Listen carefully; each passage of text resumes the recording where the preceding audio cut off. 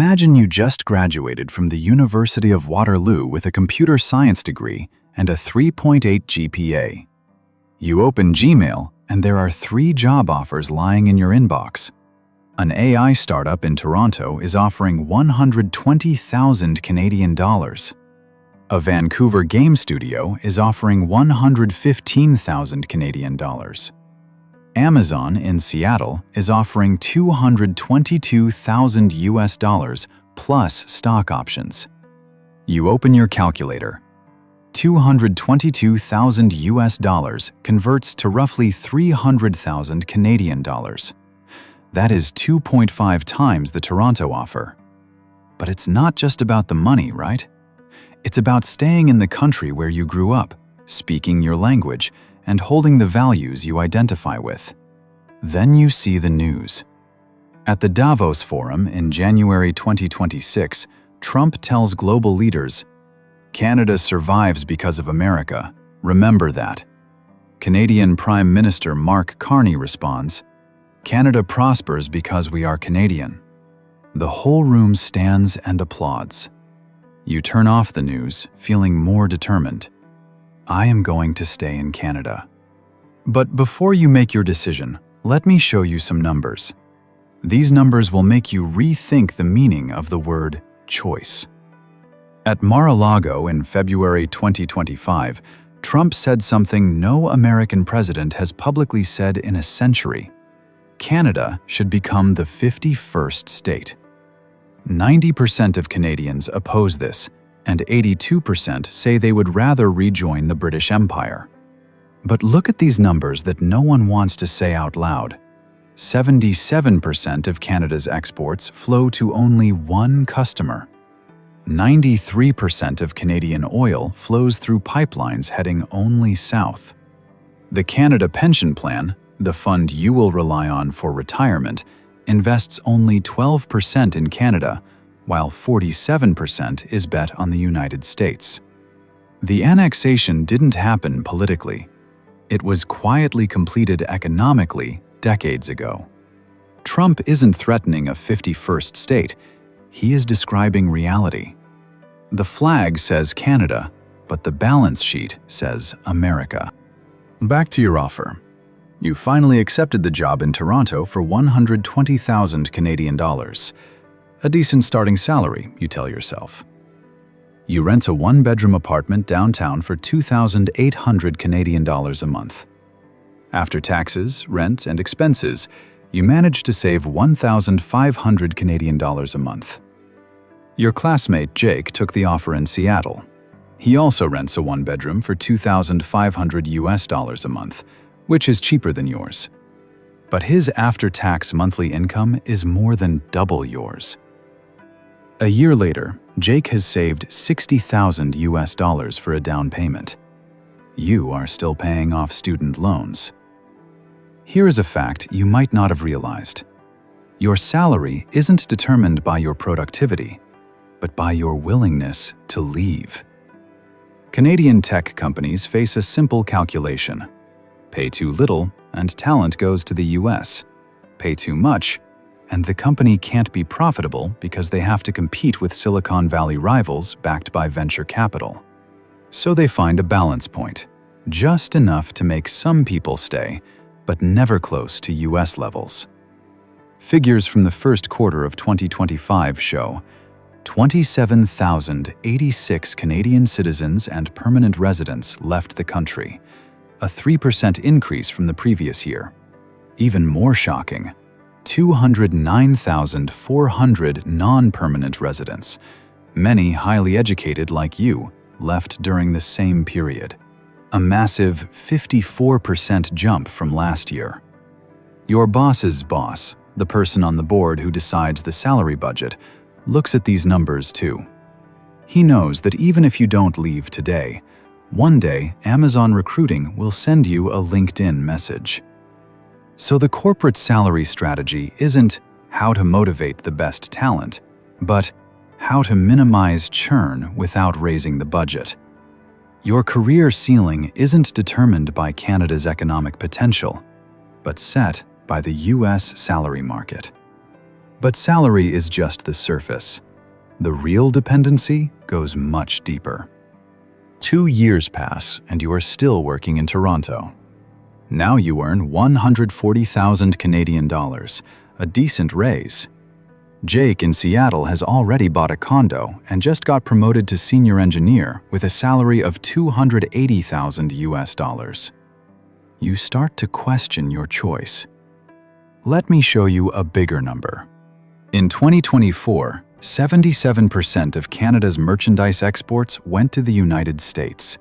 Not 7.7%, but 77%.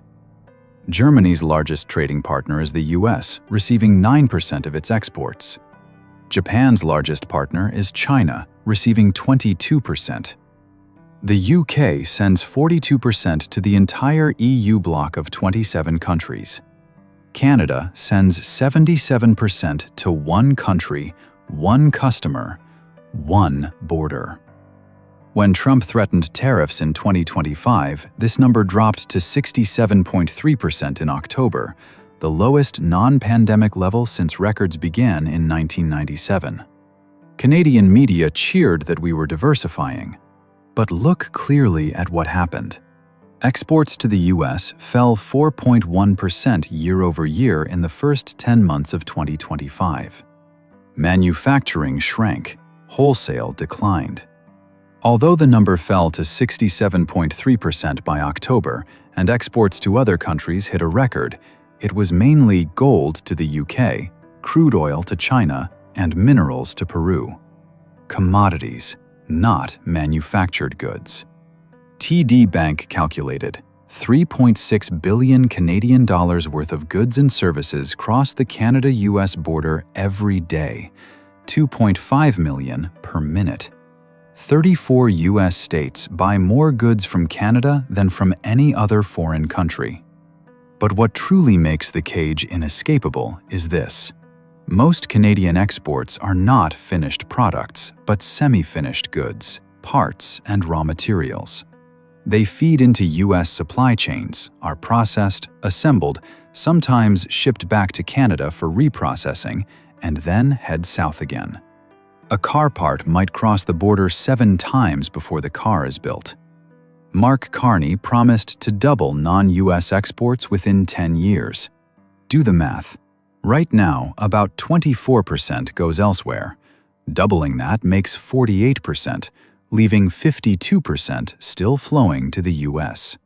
Even if the most aggressive plan succeeds completely, it remains a majority dependence on the United States. You start to understand that this isn't just about your personal career choice. The entire economic structure is designed this way. You might be thinking, but at least we have an energy advantage, right? Canada is an energy superpower, which gives us leverage. Look at the numbers.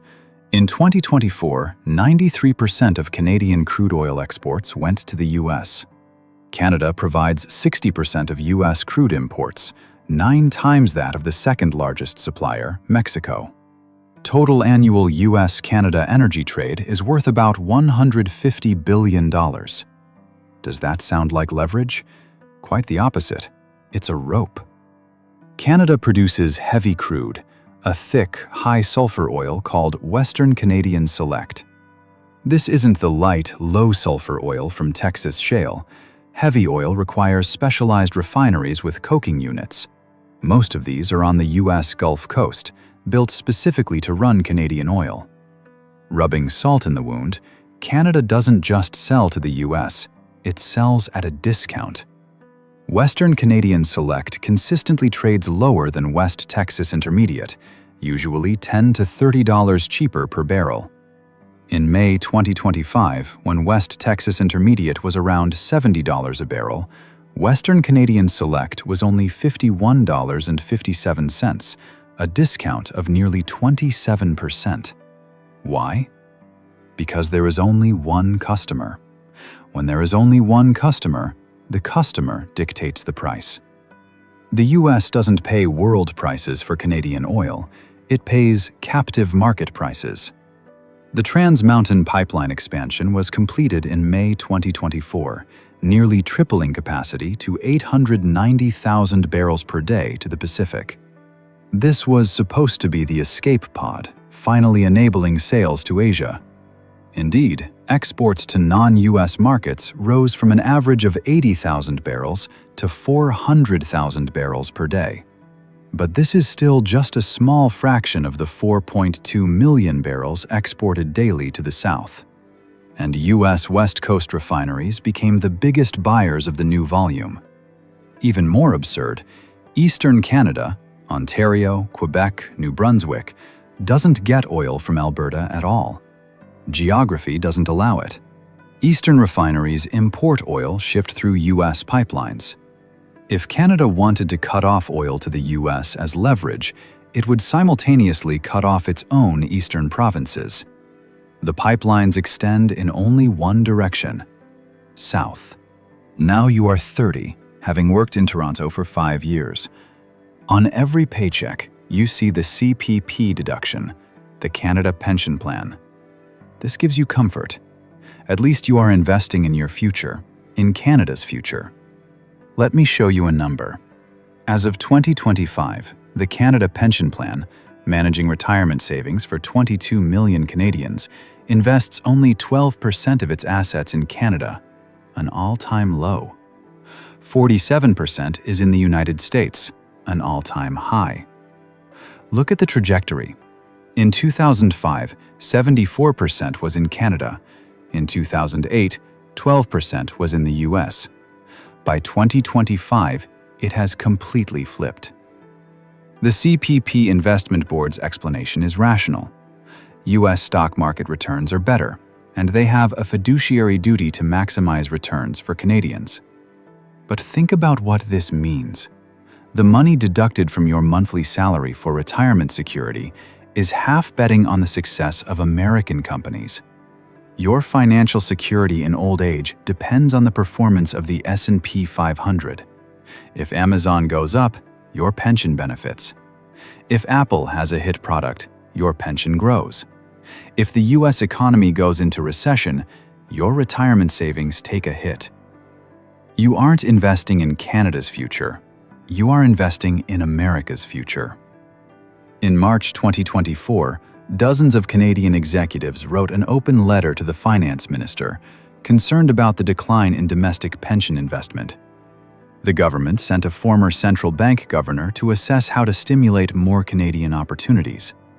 But critics say the existing proposals won't work. Why?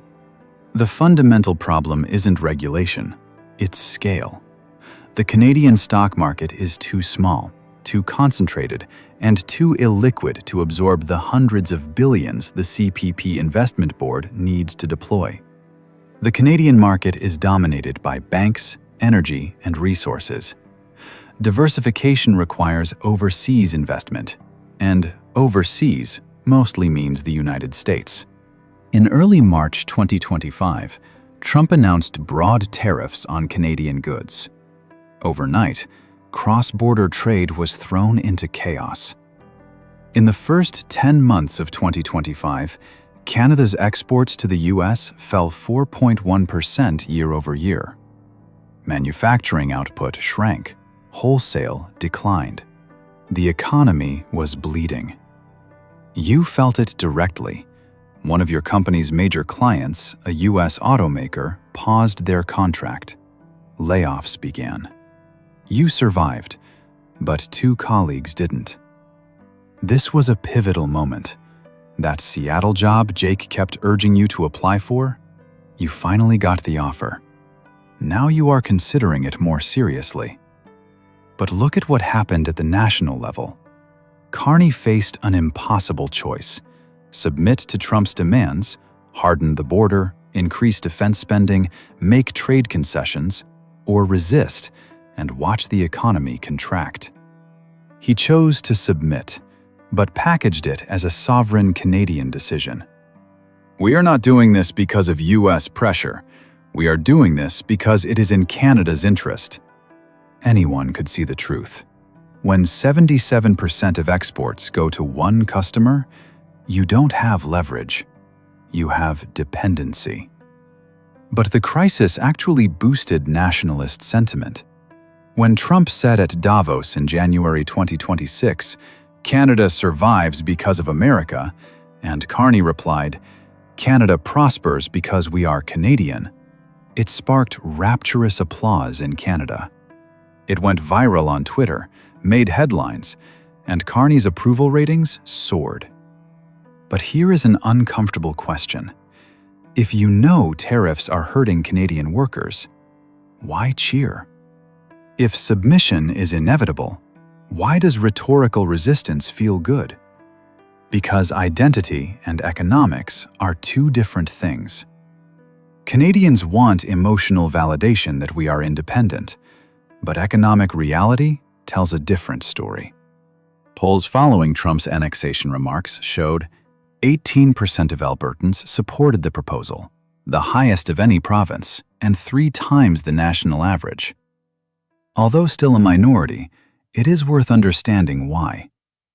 Alberta produces 91% of Canada's oil exports, but Ottawa has repeatedly blocked or delayed pipelines that would allow Alberta to sell oil to non-US markets.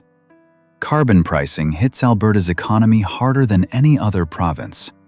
Transfer payments send Alberta's wealth to eastern provinces, who then vote against Alberta's interests. U.S. Treasury Secretary Scott Bessent called Alberta a natural partner of the United States. Reports say the leader of the Alberta Prosperity Party has met with U.S. State Department officials in Washington at least 3 times since April 2025. Alberta's separation, or annexation, is extremely unlikely. The legal hurdles are massive, and most Albertans oppose it. But there is a deeper point here. The Canadian Federation is partly held together by a shared opposition to being absorbed by the US. If this glue weakens, if some Canadians start calculating that joining the US might be in their economic interest, the trap shifts from external pressure to internal fracture. It is now early 2026. You are sitting in your Toronto apartment looking at the Seattle offer. The numbers are clear. 140,000 Canadian dollars in Toronto is about 91,000 after tax. 280,000 US dollars in Seattle is about 200,000 after tax, which converts to roughly 270,000 Canadian dollars. The difference is 180,000 Canadian dollars per year. In 10 years, that is 1.8 million, almost a down payment on a house in Toronto. But it's not just money. In Seattle, you will work with the world's best engineers and learn the most cutting-edge technology.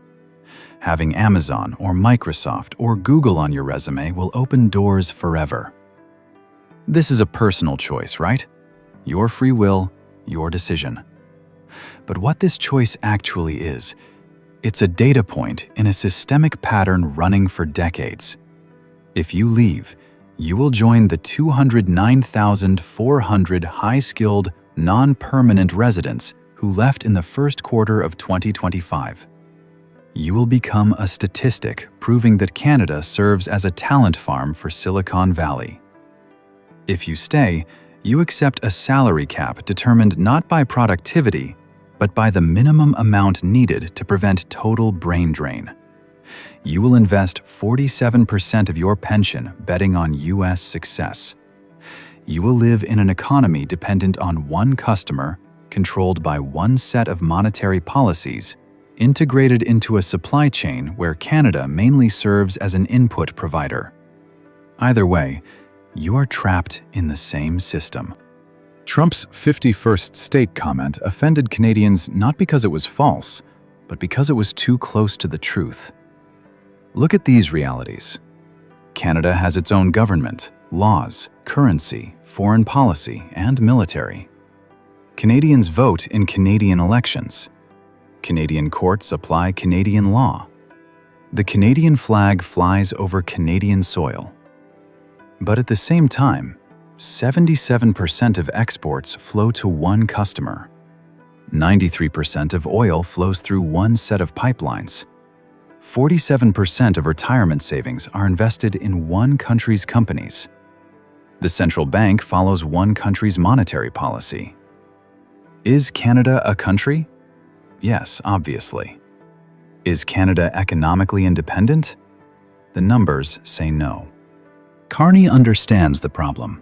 His entire political platform is built on one promise: to make Canada less dependent on the US. His plan is comprehensive. Double non-US exports within 10 years. Reach 5% of GDP in defense spending by 2035. Build domestic industrial capacity. Seek trade agreements with Europe and Asia. And build new energy infrastructure to reach Pacific markets. Good ideas, but look at the timeline. New pipelines take a minimum of 5 to 10 years. Trade agreements take years to negotiate. Defense industries take decades to build. Every day these plans are in development, the existing dependency continues. The math. Even if completely successful, it leaves Canada with a majority dependency on the US. Doubling non-US exports from 23% to 46% still leaves 54% flowing south. The politics. Diversification requires sustained will across multiple governments. One election, one change in priorities, one economic crisis, and the agenda stalls. The fundamental problem? Geography. Canada shares the world's longest undefended border with the world's largest economy. The other neighbor? The Arctic Ocean. Diversification means shipping goods across oceans to alternative markets. This is inherently more expensive than trucking across the border. Carney isn't wrong to try. Any effort to reduce dependency is worth pursuing, but he is fighting physics with policy. The trap wasn't built with malice. It was built by geography, decades of infrastructure decisions, and rational responses to incentives that all point in the same direction: south. Trump says Canada survives because of America. Carney says Canada prospers because we are Canadian. The truth is more complex.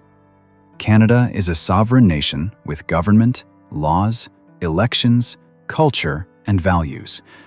At the same time, the Canadian economy is so deeply integrated into the US market that it relies on it to the point where it cannot function without it.